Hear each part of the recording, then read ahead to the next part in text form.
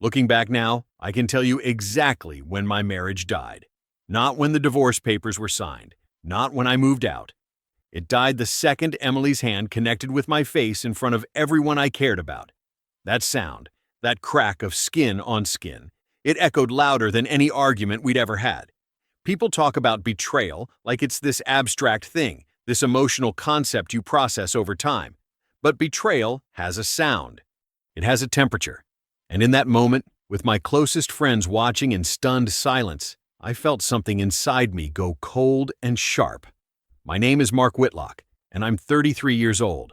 What I'm about to tell you isn't a story about salvaging a relationship or finding forgiveness.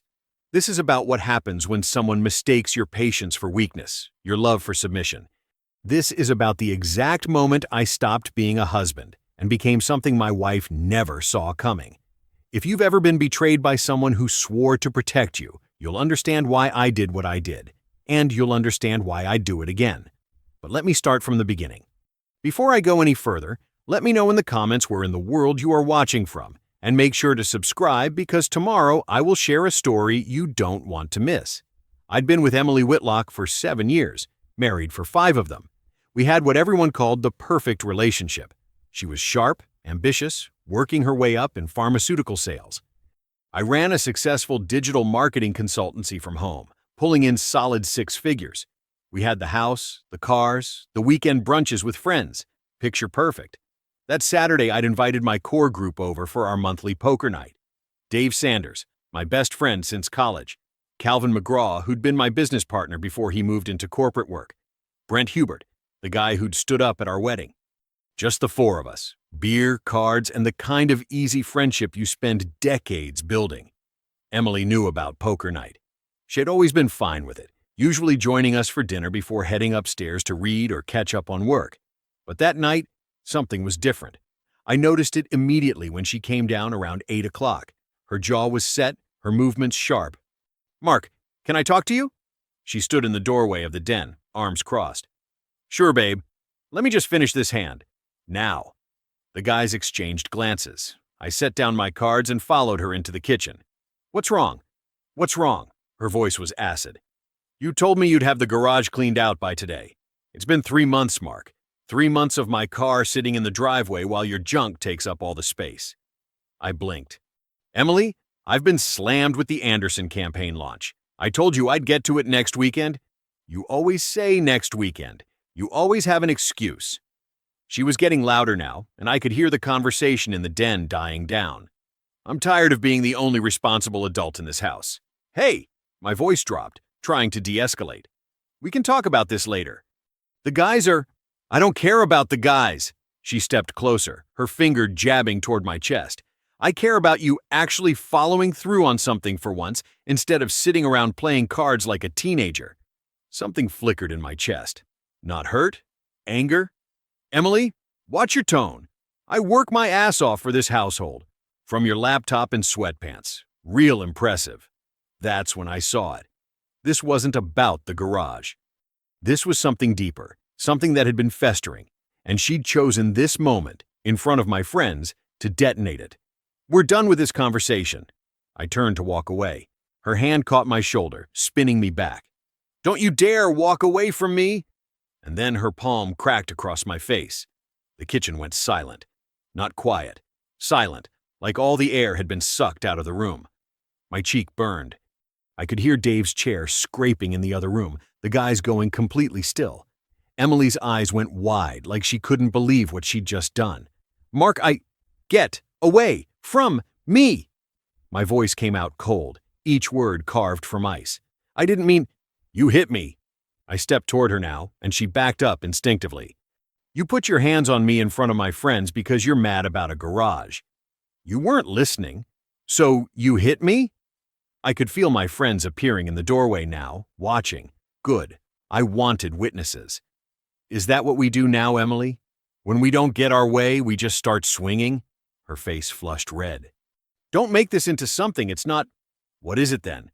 I was in her space now, not touching her, but close enough that she had to crane her neck to look at me. Because from where I'm standing, my wife just committed domestic assault because I wouldn't immediately obey her commands. It was barely, If I had hit you, if I had done what you just did, the cops would be here right now and I'd be in handcuffs. But because it's you, what? I'm supposed to just take it? Mark, Dave's voice from the doorway, low and careful. You saw it, right, Dave? I didn't take my eyes off Emily. You all saw it? Yeah, man. Dave's voice was tight. We saw it. Emily's face crumbled. I'm stressed, and you never— I don't give a single damn about your stress right now. My voice cut through her excuses like a blade. You just crossed a line you can't uncross. You understand that? There's no taking that back. Tears started streaming down her face. Please, Mark, I'm sorry. Sorry? I laughed, cold and sharp. You're sorry because you got caught. You're sorry because my friends saw what you really think of me. But you're not sorry you did it, are you, Emily? She was sobbing now, reaching for me. I stepped back. Don't touch me. Don't ever touch me again. I looked at Dave. Can you guys give us the house? I need to make some calls. You sure, man? Calvin asked. Yeah, I'm sure.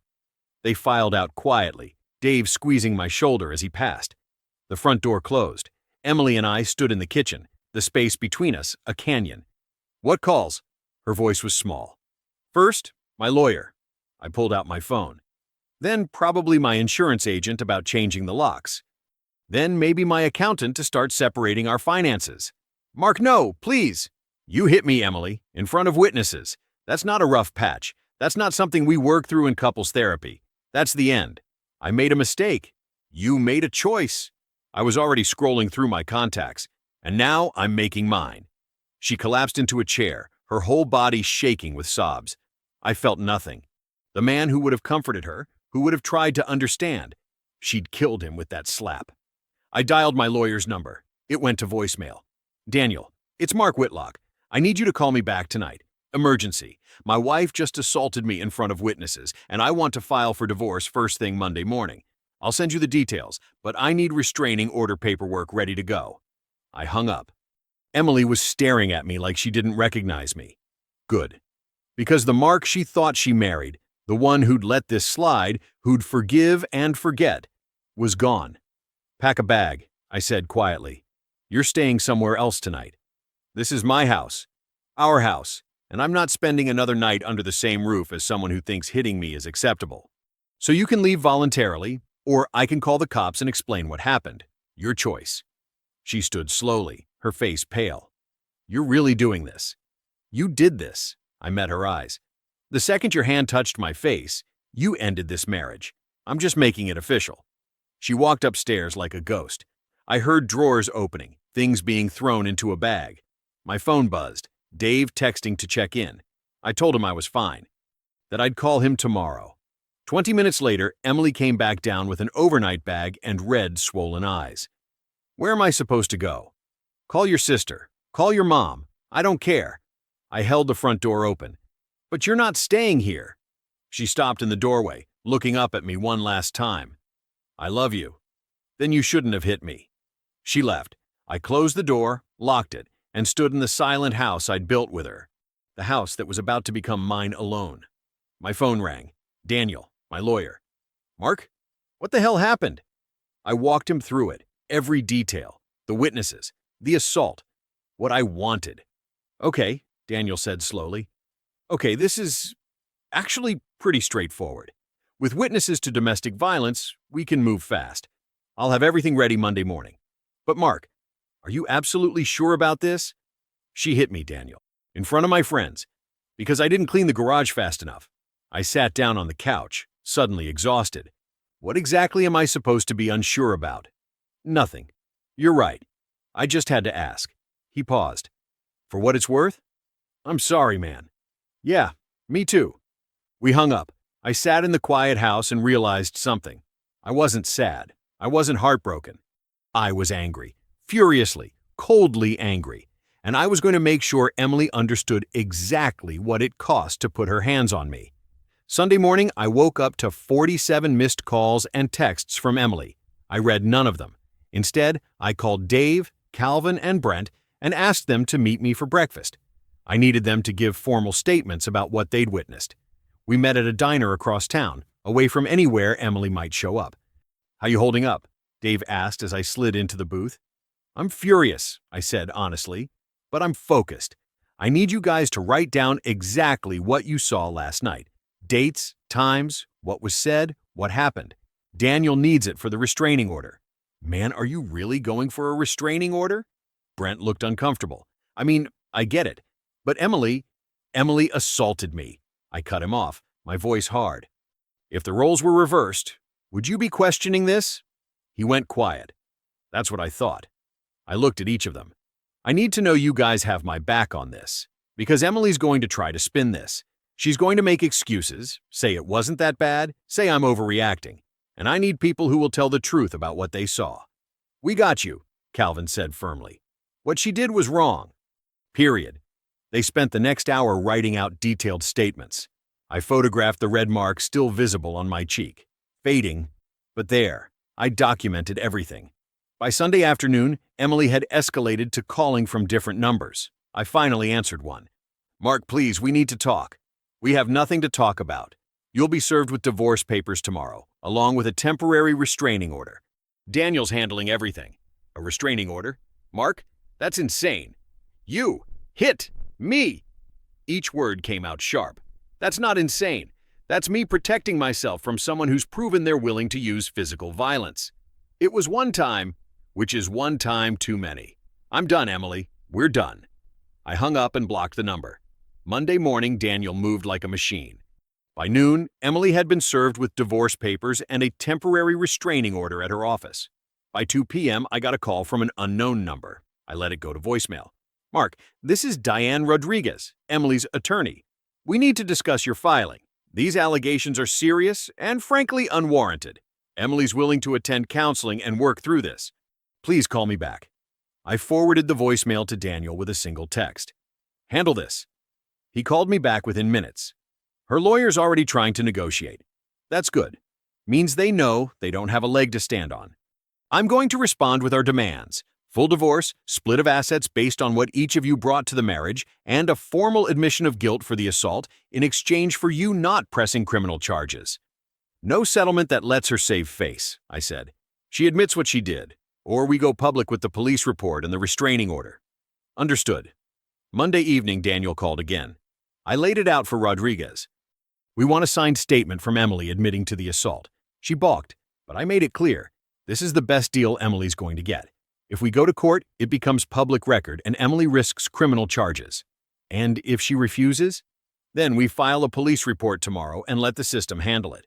But Mark, I think she'll sign. Rodriguez knows this case is a loser for them. Good. My jaw tightened. Because I want it in writing. I want her to acknowledge what she did. So, 5 years from now, when she's telling people her version of our divorce, there's a document that says otherwise. I'll push for it, Daniel promised. You'll have your admission. Wednesday morning, I was halfway through a client call when my phone buzzed with a number I didn't recognize. I let it go to voicemail. 2 minutes later, it rang again. Same number. I excused myself from the call and answered. Mark, what the hell are you doing? Rosie's voice hit me like a slap. Emily's sister. Emily's devastated. Emily assaulted me, Rosie, in front of witnesses. And now she's devastated? I couldn't believe what I was hearing. Did she tell you what she did? She said you two got into an argument. She hit me, across the face, because I didn't clean out the garage fast enough. That's not an argument, that's assault. Silence on the other end. Rosie, I loved your sister, but what she did is unforgivable. If you actually care about her, tell her to sign the papers and admit what she did. Because if this goes to court, it's going to get ugly. She made a mistake. Then she should own it. I hung up. My hands were shaking. Not from fear, from anger that even now, even with witnesses, Emily was spinning this as just a fight that got out of hand. Friday afternoon, Daniel called with an update. They're willing to settle. Emily will sign a statement admitting the assault, agree to the asset split, and the divorce will be finalized in 90 days. She wants to keep this quiet, no public record beyond the basic filing. And if I say no, then we go to court. It becomes public record, and she risks criminal charges. This is the smart play for her, Mark. Avoid criminal prosecution, avoid public exposure, get out with minimal damage. He paused. It's also the smart play for you. You get everything you want, She has to live with what she did, and you move on. I thought about it. About the house, about my business, about getting back to my life without dragging this through months of court dates and depositions. Let's take the settlement. But I want one more thing in that statement. What's that? She has to acknowledge that her actions constitute domestic violence and that I was justified in seeking protection. I want that in writing, signed by her. Daniel whistled low. That's harsh, Mark. So was getting hit in my own home. I'll make it happen. 2 weeks of back and forth followed. Diane Rodriguez pushed back on the language, tried to soften it to regrettable incident and misunderstanding.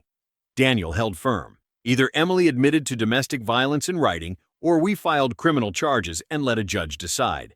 Finally, on a gray Tuesday morning, I sat in Daniel's conference room across from Emily for the first time since that night. She looked terrible. Dark circles under her eyes like bruises, her face drawn and pale. She'd lost weight. When she saw me, something flickered in her expression. Hope, maybe, that I'd changed my mind. I hadn't. Let's keep this brief, Daniel said, sliding papers across the table. The settlement agreement as discussed. Mrs. Whitlock admits to the assault, acknowledges it as domestic violence, agrees to the asset split, and the marriage is dissolved. Emily's hand shook as she picked up the pen. She looked at me, her eyes pleading. Mark, please. Sign the papers, Emily. I made one mistake. One. And you're destroying everything. You destroyed it. I leaned forward. The second you decided hitting me was acceptable, you destroyed 7 years. So sign the papers, take responsibility for what you did, and we can both move on. Diane put her hand on Emily's arm. Emily, this is the best deal you're going to get. If Mr. Whitlock decides to press charges, he wouldn't. I would, I said flatly. Sign the papers or find out. She signed, every page, including the statement admitting to domestic violence.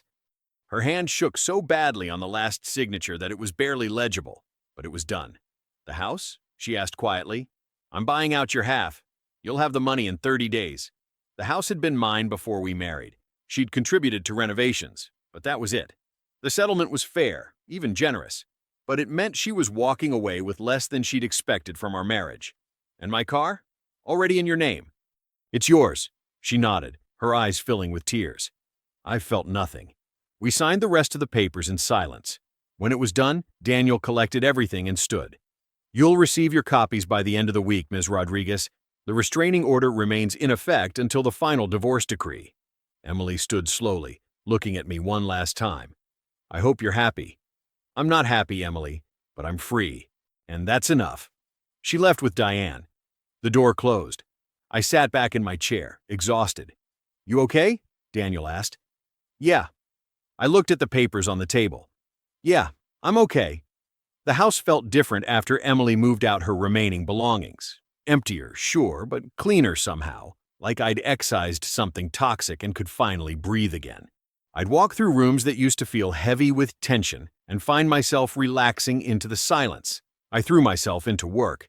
The Anderson campaign launched successfully. Their social media engagement tripled in the first month, exactly what I'd promised. I took on 2 new clients, a local brewery looking to expand their digital presence and a tech startup needing brand positioning. The consultancy was humming.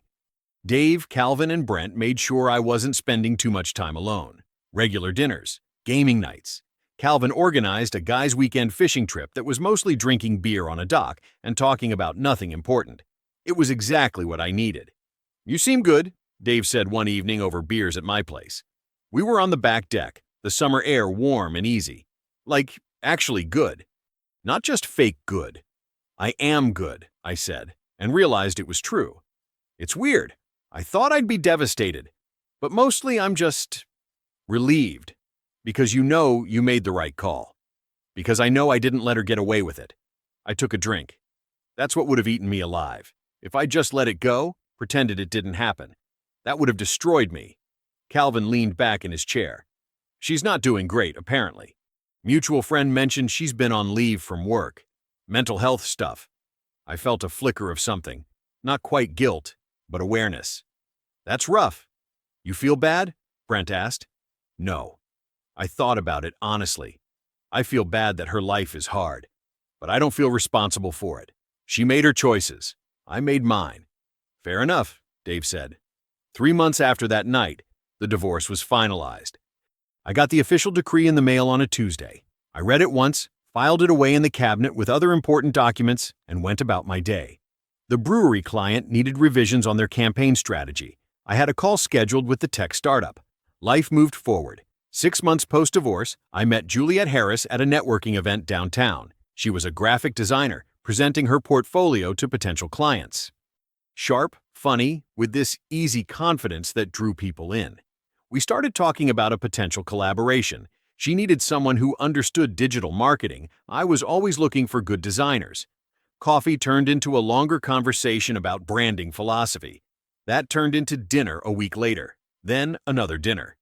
Full disclosure, I said on our third date, over Italian food at a place downtown. I'm divorced, recently. It ended badly. How badly?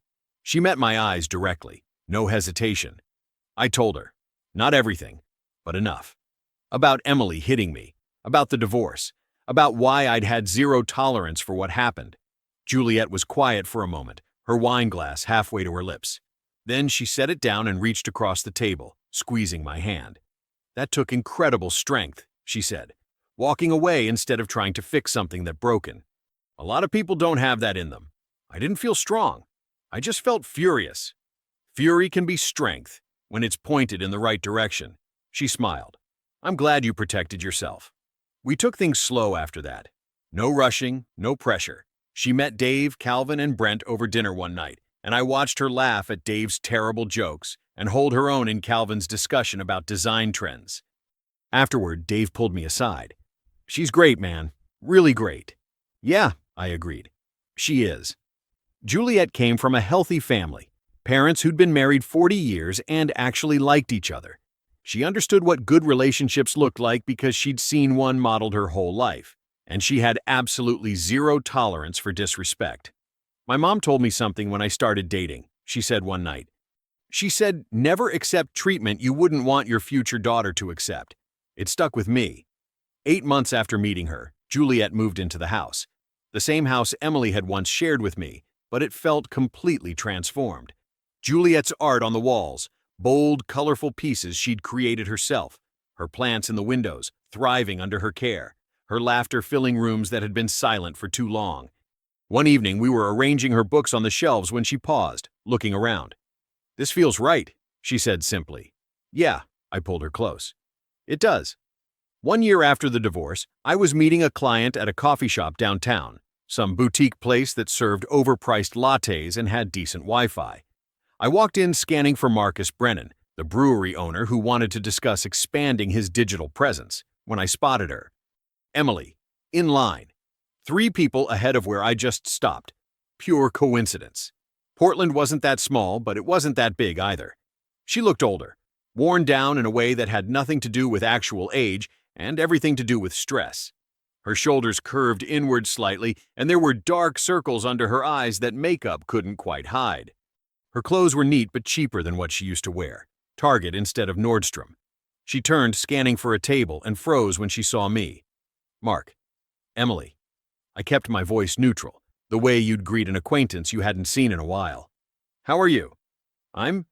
She struggled for words, her coffee cup trembling slightly in her hands. I'm okay. Working through some things.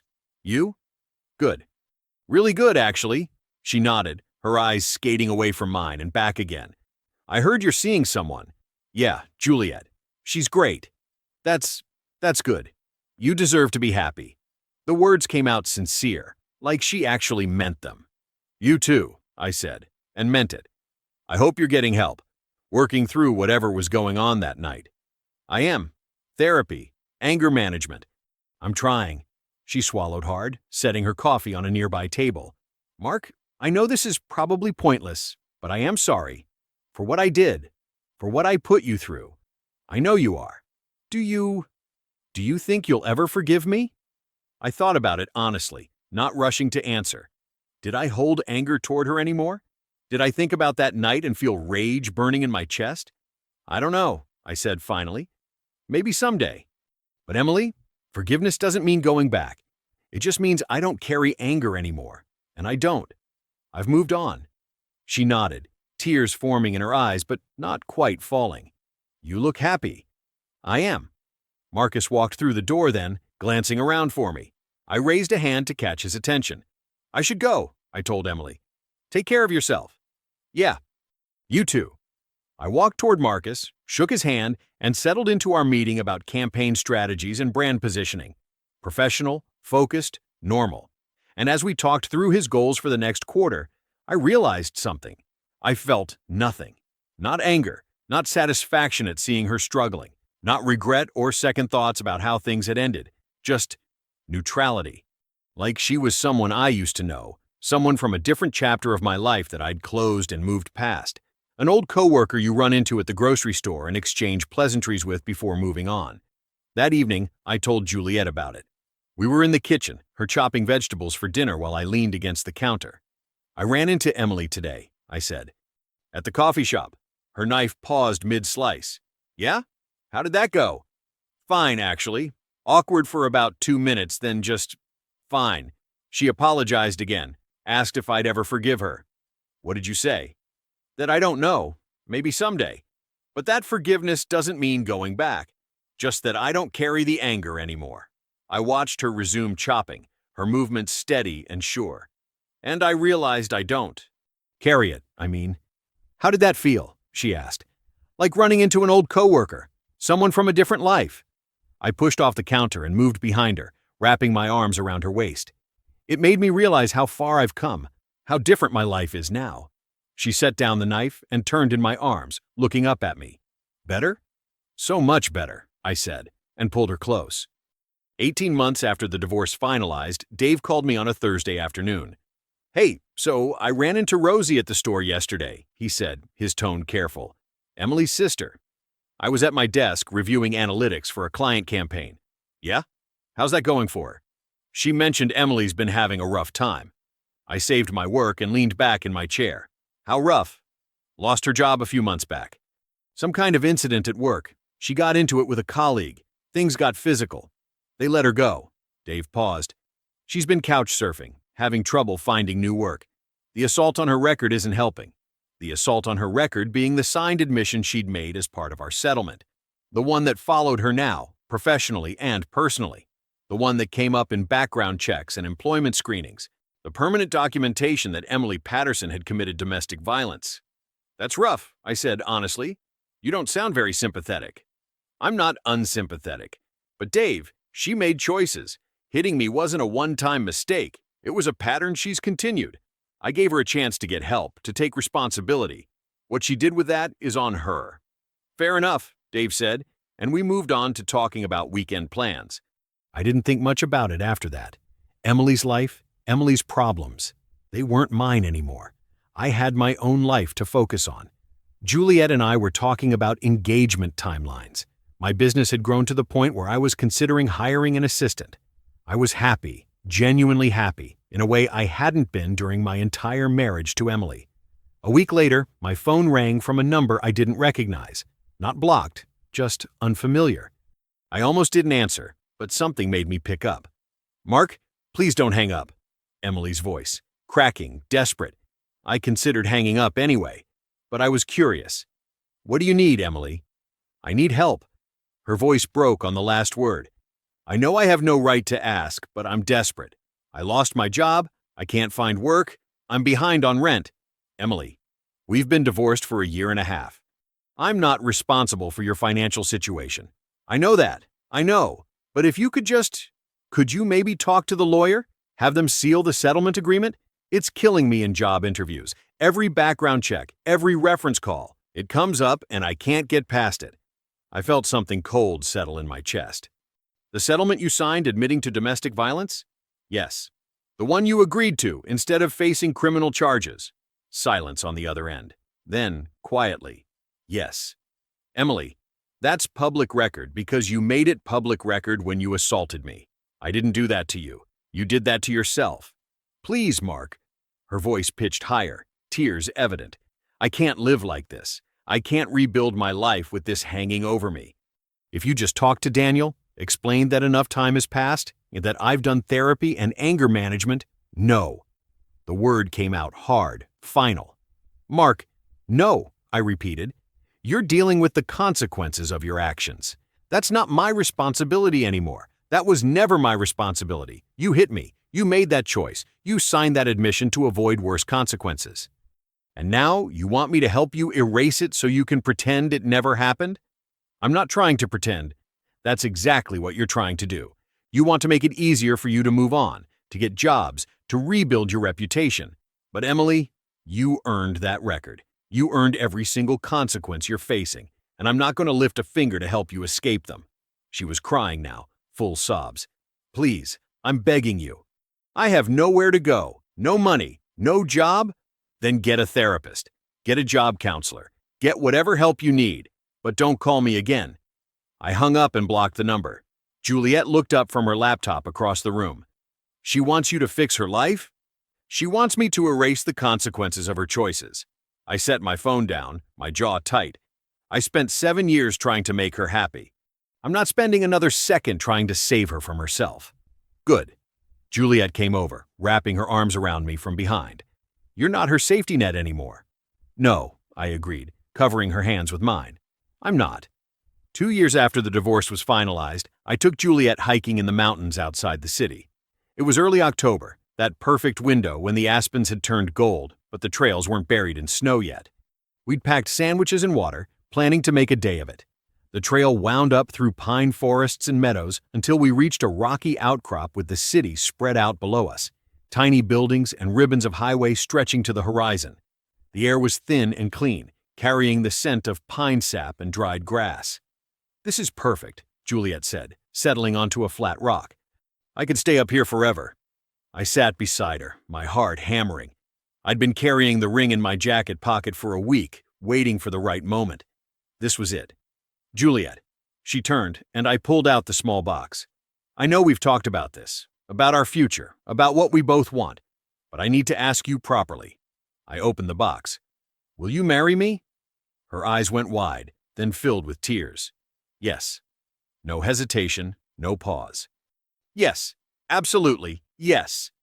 I slipped the ring onto her finger, and she threw her arms around me, laughing and crying at the same time. We sat there on that outcrop for a long time, the city below us, the sky stretching endlessly overhead. I realized something in that moment. I wasn't afraid anymore. Wasn't waiting for the other shoe to drop, for something to go wrong, for the person I loved to turn into someone I didn't recognize. I was just certain. Later, driving back down the mountain, Juliet held her hand up to watch the ring catch the sunlight. You sure about this? She teased. You know what they say about second marriages. They're better when you learn from your mistakes. I reached over and squeezed her hand. And I learned everything I needed to learn. She smiled, soft and genuine. Yeah, you did. We set the date for the following spring. Nothing elaborate, just close friends and family. Dave would be my best man again.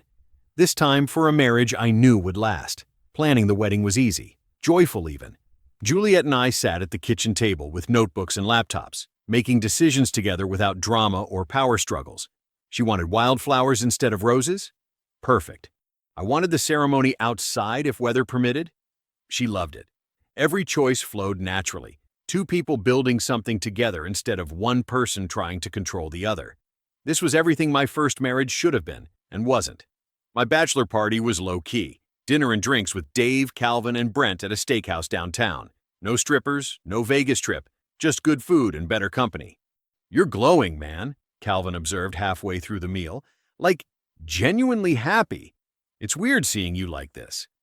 I looked around the table at these men, the ones who'd witnessed my worst night, who'd written statements and stood by me when everything fell apart, who'd made sure I didn't isolate myself into oblivion. I got a second chance, I said. Not everyone gets that. You earned it, Dave said firmly, raising his glass. You stood up for yourself when it mattered. That's why you're here now. We toasted to that, to second chances and hard-won wisdom, to knowing the difference between patience and being a doormat. The wedding day was perfect. Juliet walked down the aisle in a simple dress, no veil, no train, just her and that radiant smile that had first caught my attention 2 years ago. The ceremony was outside like we'd wanted, the spring air warm and sweet with the smell of fresh grass. When we said our vows, I meant every single word, not out of obligation or hope or wishful thinking, out of certainty. I knew who I was marrying. I knew what we were building together, and I knew, bone deep, that this was right. I promise to respect you, I said, looking into her eyes, to honor you, to never take you for granted or mistake your love for submission. I promise to be your partner in everything, always. She smiled through tears. I promise the same, to see you, to value you, to build a life with you, built on everything that actually matters. We kissed, and our friends cheered, and it felt like coming home. During our first dance, she leaned her head against my chest. To new beginnings, she whispered. I pulled her closer. To knowing what we deserve. The reception stretched into evening, laughter and music filling the small venue we'd rented. I looked around at the faces of everyone who mattered, my friends, Juliet's family, the people who'd supported us both, and felt nothing but gratitude.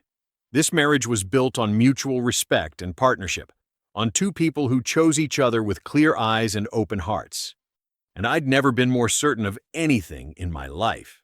3 years after that night in my kitchen, I was having coffee with Dave at our usual spot, a quiet cafe near his office where we'd gotten into the habit of meeting every couple weeks. Ran into her downtown last week, Dave said, stirring sugar into his cup. I didn't need to ask who. Yeah? She's waitressing at that diner on 5th. Good for her. I meant it. Honest work. Dave studied me over the rim of his mug. She's alone, Mark. No ring, no prospects from what I could see. Word is she burned through most of her settlement money on therapy and lawyers trying to get that assault admission sealed. Never worked. I took a sip of my coffee, letting that sink in. The signed statement, the one where Emily admitted to domestic violence, had followed her everywhere. Jobs, relationships, apartments. A permanent mark she'd agreed to in desperation to avoid criminal charges. You ever feel guilty? Dave asked. About how hard her life got? I thought about it.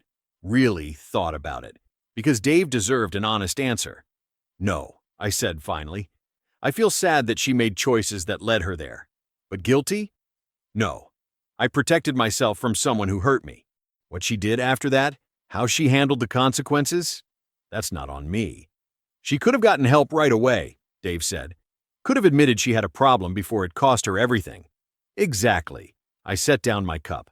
I gave her every opportunity to take responsibility and change. She chose not to. That's not my burden to carry. Dave nodded slowly. You're right. I just wanted to make sure you'd made peace with it. I have. And I realized it was true. Emily wasn't some unfinished business haunting me. She was just someone I used to know who'd made catastrophic choices and was living with them. That night, I told Juliet about the conversation. We were in bed, her head resting on my chest, her fingers tracing lazy patterns on my shoulder. Do you think about her often? She asked quietly. Less and less. I kissed the top of her head. She's like a cautionary tale now, a reminder of what happens when you tolerate disrespect. I paused. And a reminder of why I'll never settle for anything less than what we have. Which is? Her voice was soft, curious. I thought about how to put it into words. About the 1,000 small moments that made up our marriage. The way we made decisions together, the way we listened to each other, the way neither of us ever had to walk on eggshells or brace for an explosion. Mutual respect, I said. Kindness. Partnership. I pulled her closer. The things that should have been in my first marriage but weren't.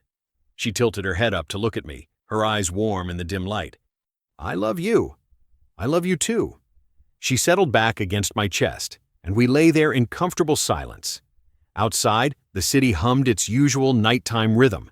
Inside, everything was exactly as it should be. I'd walked away from someone who thought love meant she could put her hands on me, and I'd built something better with someone who understood what love actually looked like. That wasn't cruelty. That was self-preservation. And my life was better for it every single day. 6 years. 6 years since that Saturday night when Emily's hand cracked across my face and changed everything. You want to know where everyone ended up? I'll tell you. Emily Whitlock. She goes by Emily Patterson now, back to her maiden name, still works at that diner on 5th Street. She never remarried, never found her footing in her old career. The signed admission of domestic violence follows her everywhere, a permanent mark on her record that she agreed to in a moment of desperation to avoid worse consequences. I heard through the grapevine that she's in therapy, that she's working on herself, trying to understand what went wrong. I hope that's true. I don't wish her harm, but I also don't wish her well in any active sense. She's simply not part of my life anymore. Not even in my thoughts unless someone brings her up, like she's a character from a book I read once and barely remember. As for me, Juliet and I are expecting our first child, a daughter. We bought a bigger house last year, one with no history, no ghosts, clean slate, fresh start. My business is thriving. I've got 3 full-time contractors now, clients in 6 states. Dave, Calvin, and Brent are still my core group.